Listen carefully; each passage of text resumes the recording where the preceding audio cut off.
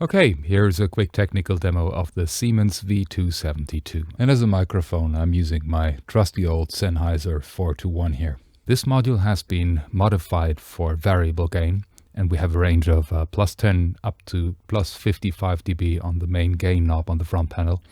In addition to that, I have added a switchable capacitor in the feedback loop to allow for frequency compensation.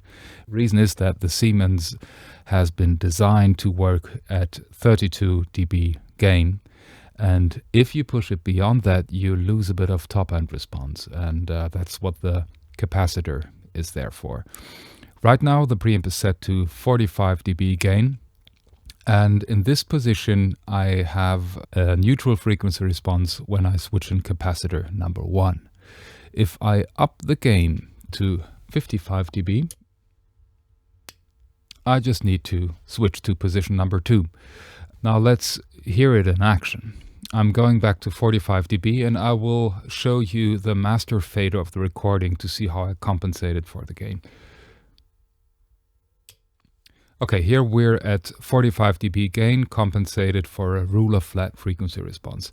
Consequently, if I switch to 0, I will get a slightly softer tone, as you can hear. And if I switch to 2, I get a little bit of a top-end boost, because that was more intended for the 55 dB position. So again, this is a flat frequency response, slightly softer.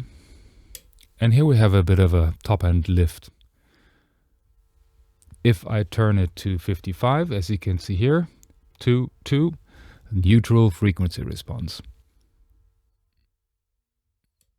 Here I am at 35 dB in the 0 position, and it is rule of flat. There you go. So again, in this range here, 10 dB to 35 dB, you will get a rule of flat frequency response without using the capacitors. If I up it to 45 dB, I need to switch to 1, switch to 2, and here again we have a flat frequency response. What I can also do is the following. Here I have a neutral setting at 45 dB. If I up the gain a little bit, I will lose some top end. In other words, it gets softer. If I go below 45, it'll get brighter. So you can use it a bit like an EQ if you want. There you go, back to a neutral position. I hope this gave you a good idea of what this Frankenstein is capable of. The tones are actually super flexible. It goes from warm to bright to hi-fi, and overall it's a very, very potent preamp. Okay, that's it. Thanks for watching.